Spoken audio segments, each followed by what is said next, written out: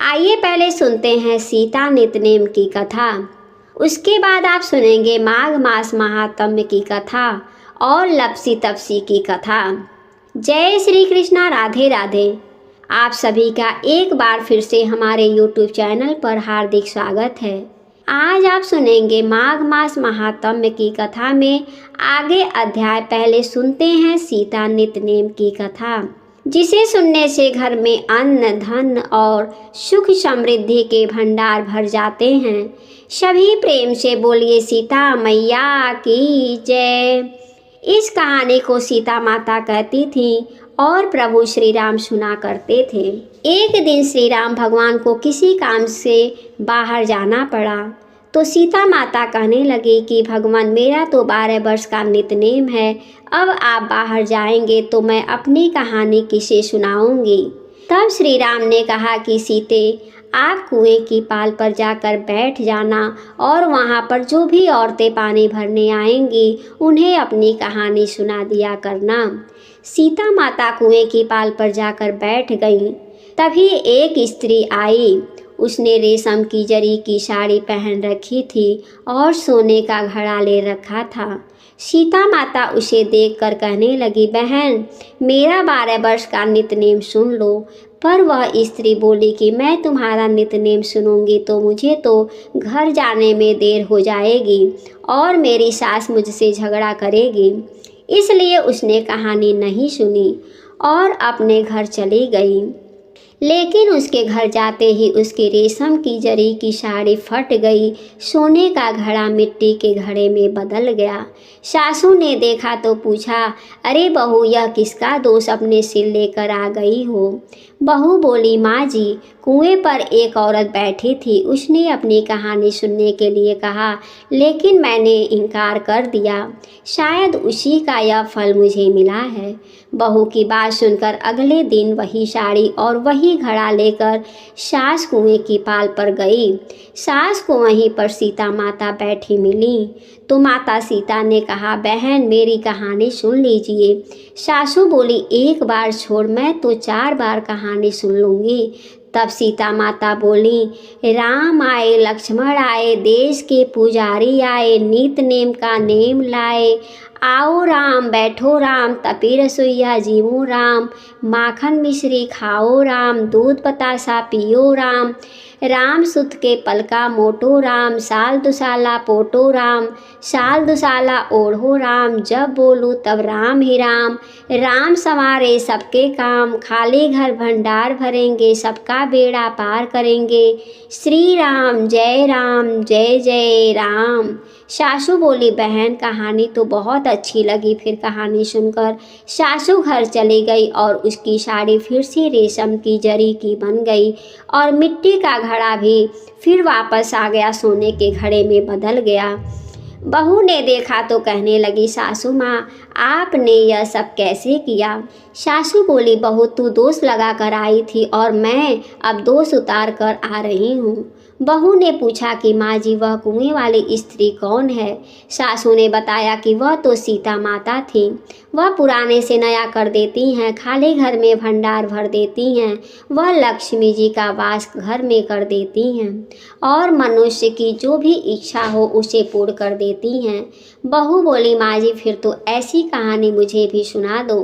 सास बोली कि ठीक है, तुम भी सुन लो। फिर से सास ने कहानी शुरू की। राम आए, लक्ष्मण आए, देश के पुजारी आए, नित नेम का नेम लाए। आओ राम, बैठो राम, तपी रसोइया जीवो राम। माखन मिश्री खाओ, दूध बतासा पियो राम। सुत के पलका मोटो राम, साल दुसाला पोटो राम। साल दुसाला ओढ़ो राम, जब बोलूँ तब राम ही राम। राम संवारे सबके काम, खाली घर भंडार भरेंगे, सबका बेड़ा पार करेंगे। बोलो श्री राम जय जय राम। कहानी सुनकर बहू बोली, माँ जी, कहानी तो बहुत अच्छी है। सासू ने कहा, ठीक है, अब से हम इस कहानी को रोज़ किया करेंगे। बहू रोज़ सवेरे उठती, नहाती धोती और पूरी कहानी कहती।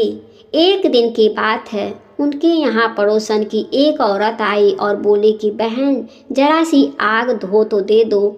बहू बोली कि आग तो अभी हमने जलाई ही नहीं।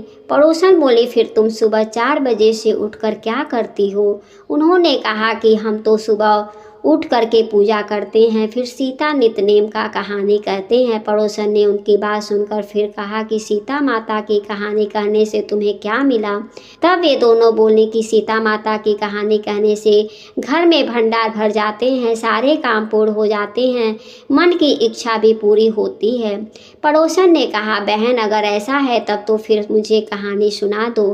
तब बहू बोली कि ठीक है, तुम भी यह कहानी सुन लो।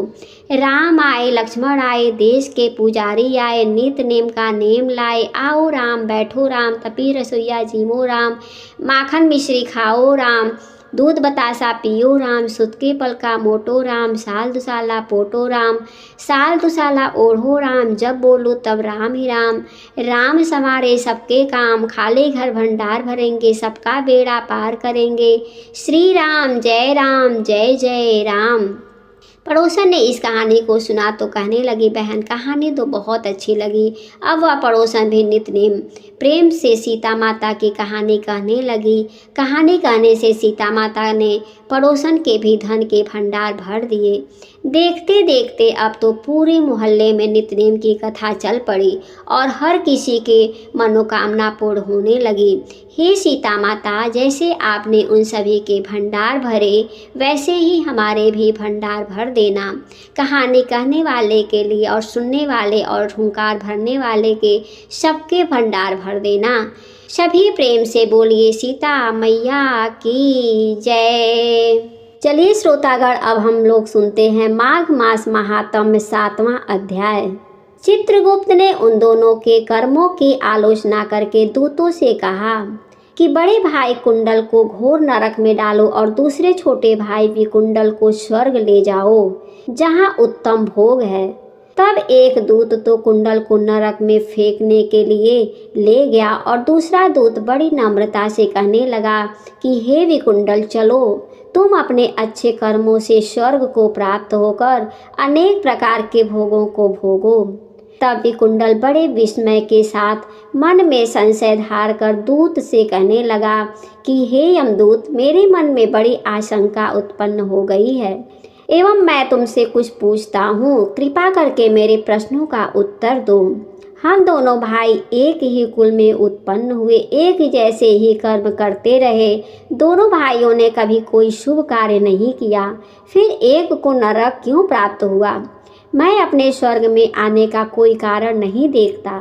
तब यमदूत कहने लगा कि हे विकुंडल, माता पिता पुत्र पत्नी भाई बहन से सब संबंध जन्म के कारण होते हैं और जन्म कर्म के भोगने के लिए ही प्राप्त होता है। जिस प्रकार एक वृक्ष पर अनेक पक्षियों का आगमन होता है, उसी तरह इस संसार में पुत्र भाई माता पिता का भी संगम होता है। इनमें से जो जैसे जैसे कर्म करता है वैसे ही फल भोगता है। तुम्हारा भाई अपने पाप कर्मों से नरक में गया, तुम अपने पूर्ण कर्म के कारण स्वर्ग में जा रहे हो। तब विकुंडल ने आश्चर्य से पूछा कि मैंने तो आजन्म कोई धर्म का कार्य नहीं किया, मेरे पूर्ण सदैव पापों में लगा रहा। मैं अपने पूर्ण के कर्म को नहीं जानता। यदि तुम कर्म को जानते हो तो कृपा करके बतलाइए। तब देवदूत कहने लगा कि मैं सब प्राणियों को भली भांति जानता हूँ, तुम नहीं जानते। सुनो, हरिमित्र का पुत्र सुमित्र नाम का ब्राह्मण था, जिसका आश्रम यमुना नदी की दक्षिणोत्तर दिशा में था। उससे जंगल में ही तुम्हारी मित्रता हो गई और उसके साथ तुमने 2 बार माघ मास में श्री यमुना जी में स्नान किया था।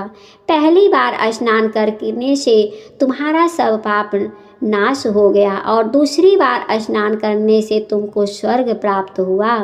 सो हे वैश्वेश्वर, तुमने 2 बार माघ मास में स्नान किया, इसी के पुण्य के फल से तुमको स्वर्ग प्राप्त हुआ और तुम्हारा भाई नरक को प्राप्त हुआ।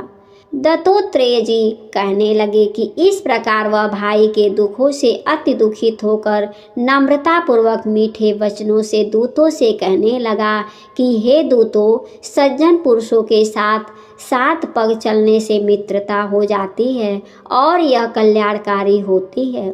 मित्र प्रेम की चिंता न करते हुए तुम मुझको इतना बताने की कृपा करो कि कौन से कर्म करने से मनुष्य यमलोक को प्राप्त नहीं होता, क्योंकि तुम सर्वज्ञ हो। इति श्री पद्म पुराणांतर्गत 7वां अध्याय समाप्त हुआ। आगे के वीडियो में सुनेंगे माघ मास महात्म्य 8वां अध्याय। आइए अब सुनते हैं लपसी और तपसी की कथा। एक लपसी था, एक तपसी था। तपसी हमेशा भगवान की तपस्या में लीन रहता था। तपसी रोजाना 1.25 सेर की लापसी बनाकर भगवान का भोग लगाकर खा लेता था। एक दिन दोनों लड़ने लगे। तपसी बोला, मैं रोज भगवान की तपस्या करता हूँ, इसलिए मैं बड़ा हूँ। लपसी बोला, मैं रोज भगवान को 1.25 सेर लपसी का भोग लगाता हूँ, इसलिए मैं बड़ा। नारद जी वहाँ से गुजर रहे थे। दोनों को लड़ता देखकर उनसे पूछा कि तुम क्यों लड़ रहे हो। तपसी ने खुद के बड़ा होने का कारण बताया और लपसी ने अपना कारण बताया।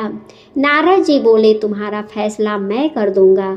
दूसरे दिन लपसी और तपसी नहाकर अपनी रोज की भक्ति करने आए तो नारद जी ने छुपकर 1.25 करोड़ की एक अंगूठी उन दोनों के आगे रख दी।